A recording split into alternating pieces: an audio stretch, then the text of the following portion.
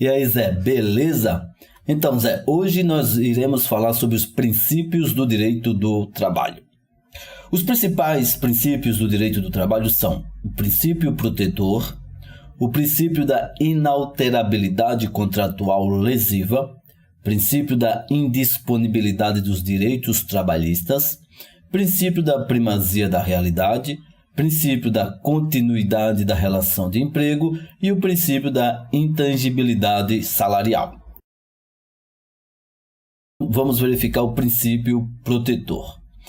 O princípio protetor, como o próprio nome diz, serve para proteger o trabalhador do poder econômico do empregador. Sendo assim, o princípio protetor se divide em 3 subprincípios, que são o princípio da norma mais favorável, o princípio da condição mais benéfica e o indúbio pró-operário. Vamos ver o princípio da norma mais favorável. O princípio da norma mais favorável significa que, se no caso concreto houver mais de uma norma em vigor regendo o mesmo assunto, será aplicada aquela que for mais favorável ao trabalhador. Será que existem exceções ao princípio da norma mais favorável? Existe. E veremos quais são as exceções ao princípio da norma mais favorável. O princípio da norma mais favorável ao trabalhador não deve ser entendido como absoluto, não sendo aplicado, por exemplo, quando existirem leis de ordem pública ou preceitos de ordem pública a respeito da matéria. Não entendeu nada, né, Zé? Então é o seguinte, vejamos o que diz o artigo 7º da Constituição Federal. São direitos dos trabalhadores. Inciso 29. Ação quanto aos créditos resultantes das relações de trabalho com prazo prescricional de 5 anos para os trabalhadores urbanos e rurais, até o limite de 2 anos após a extinção do contrato de trabalho. Ok? Veja que nesse caso, não pode, por exemplo, um acordo coletivo do trabalho estender esse prazo prescricional de 5 anos e de 2 anos, não pode um acordo coletivo de trabalho estender esse prazo prescricional para 10 ou 15 anos. Uma segunda exceção ao princípio da norma mais favorável diz respeito ao artigo 611-A da CLT. Vejamos o que diz. Artigo 611-A. A convenção coletiva e o acordo coletivo de trabalho têm prevalência sobre a lei quando, entre outros, dispuserem sobre. Aí aqui vai ser tem uma relação dos casos, né, em que a convenção coletiva e o acordo coletivo vai ter prevalência. Depois você dá uma olhadinha no artigo 611-A, que é bem extenso. O que você deve entender é o seguinte: um acordo coletivo ou uma convenção de trabalho poderá prevalecer sobre as matérias do artigo 611-A, mesmo que o acordo seja menos favorável. E a terceira exceção ao princípio da norma mais favorável está prevista no artigo 620 da CLT. Vejamos, artigo 620. As condições estabelecidas em acordo coletivo de trabalho sempre prevalecerão sobre as estipuladas em convenção coletiva. Para quem não lembra, acordo coletivo de trabalho é o instrumento celebrado entre sindicato de empregados e empresa. Já a convenção coletiva de trabalho é aquele acordo celebrado entre 2 sindicatos. Mas isso não é a questão, não é essa aqui. A questão é que você tem que entender que as condições estabelecidas em acordo coletivo de trabalho sempre prevalecerão sobre as estipuladas em convenção coletiva. Ok? A coisa complica um pouco quando se trata de hierarquização das normas. Neste caso, a doutrina traz 2 teorias: a teoria da acumulação e a teoria do conglobamento. A teoria da acumulação é o seguinte: se houver mais de uma norma, se faz uma fragmentação de seus artigos e seleciona das 2 normas os dispositivos mais favoráveis ao trabalhador. Repetindo, A teoria da acumulação entende-se da seguinte forma: se houver mais de uma norma, se faz uma fragmentação de seus artigos e seleciona das duas normas os dispositivos ou os artigos mais favoráveis ao trabalhador. Teoria do conglobamento. Essa teoria propõe que as disposições sobre a matéria em questão devem ser analisadas globalmente dentro de cada texto normativo. Deve-se, tanto, verificar todo o sistema jurídico, aplicando-se dentro desse sistema a norma mais benéfica ao empregado. O princípio protetor também se divide no princípio da condição mais benéfica.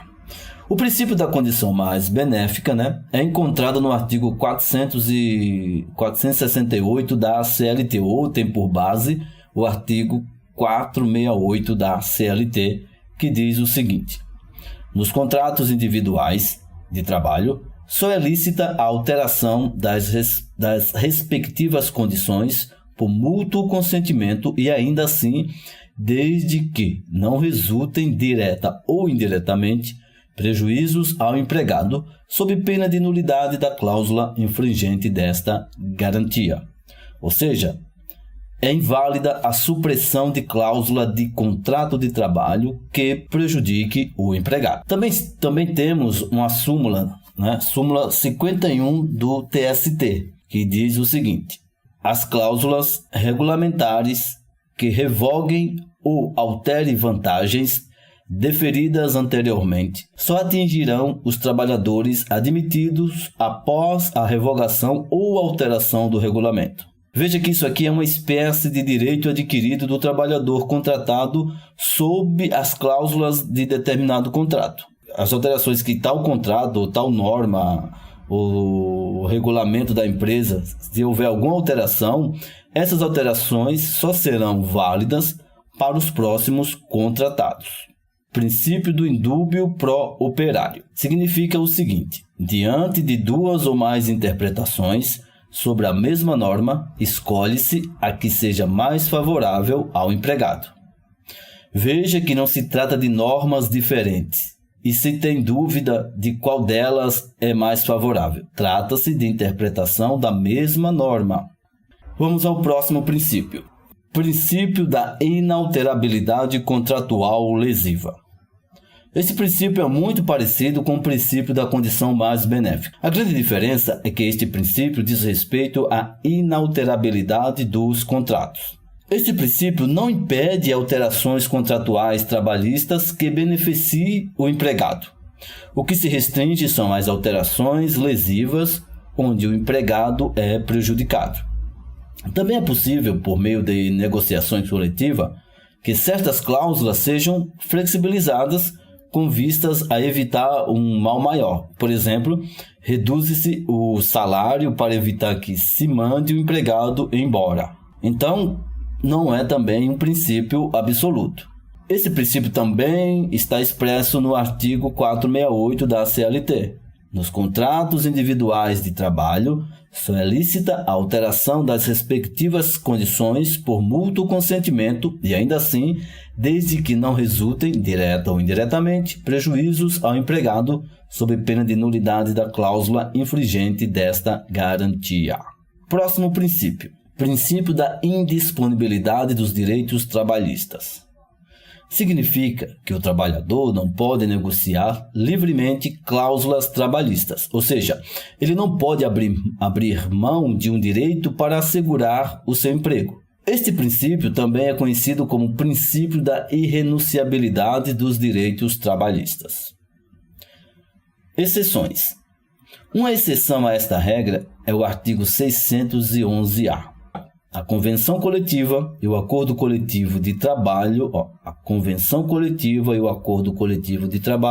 têm prevalência sobre a lei, quando entre outros dispuserem sobre. Aí tem um rol lá do artigo 600-A. Então, a convenção, mesmo que não seja mais, que não seja mais benéfico ao trabalhador, segundo o artigo 611-A, a convenção coletiva e o acordo coletivo de trabalho têm prevalência sobre a lei.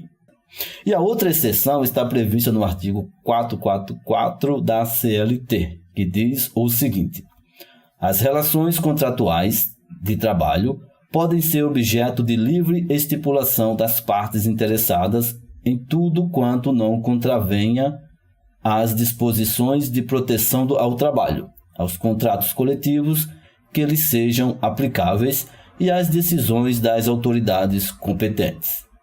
Aqui que vem o que interessa. Parágrafo único. A livre estipulação a que se refere o caput deste artigo aplica-se às hipóteses previstas no artigo 611-A desta consolidação, com a mesma eficácia legal e preponderância sobre os instrumentos coletivos, no caso de empregado portador de diploma de nível superior e que perceba salário mensal igual ou superior a 2 vezes o limite máximo dos benefícios do regime geral de previdência social. Resumindo, os empregados com nível superior e que recebem salários superiores a 2 vezes o teto do regime geral de previdência social poderão negociar diretamente com seus empregadores sem intermediação pelo sindicato profissional. Vamos ao próximo princípio, o princípio da primazia da realidade. Significa que o que realmente é válido é o que ocorre na realidade. Por exemplo, no contrato de trabalho consta que o trabalhador trabalha 8 horas diárias, mas na realidade ele trabalha 8 horas e 30 minutos. O que vale é o que ocorre na realidade e não o que está no contrato de trabalho. Este princípio tem por base o artigo 9º da CLT, que diz o seguinte: serão nulos, de pleno direito, os atos praticados com o objetivo de desvirtuar, impedir ou fraudar a aplicação dos preceitos contidos na presente consolidação. Próximo princípio, princípio da continuidade da relação de emprego. É com base neste princípio que os contratos trabalhistas são firmados com prazo indeterminado. Tem por base o artigo 448 da CLT. Vejamos. Artigo 448. A mudança na propriedade ou na estrutura jurídica da empresa não afetará os contratos de trabalho dos respectivos empregados. Temos também a súmula 212 do TST. O ônus de provar o término do contrato de trabalho quando negados a prestação de serviço e o despedimento é do empregador, pois o princípio da continuidade da relação de emprego constitui presunção favorável ao empregado. Ok? Vamos ao próximo princípio, o princípio da intangibilidade salarial. Este princípio confere proteção ao salário do empregado. Tem por base os seguintes dispositivos. O artigo 7º da Constituição Federal, que diz o seguinte: são direitos dos trabalhadores urbanos e rurais, além de outros que visem a melhoria de sua condição social. Inciso 6º. Irredutibilidade do salário, salvo o disposto em convenção ou acordo coletivo. Outro dispositivo, 459 da CLT. O pagamento do salário, qualquer que seja a modalidade de trabalho, não deve ser estipulado por período superior a 1 mês, salvo no que concerne a comissões, percentagens e gratificações. Temos também o artigo 462 da CLT. Ao empregador é vedado efetuar qualquer desconto nos salários do empregado, salvo quando este resultar de adiantamentos de dispositivos de lei ou de contrato coletivo. Temos também o artigo 465. O pagamento dos salários será efetuado em dia útil e no local do trabalho, dentro do horário do serviço ou imediatamente após o encerramento deste, salvo quando efetuado por dispositivo em conta bancária, observado o disposto no artigo anterior. Então, esses incisos traz o princípio da intangibilidade salarial, que é um princípio que confere proteção ao salário do empregado.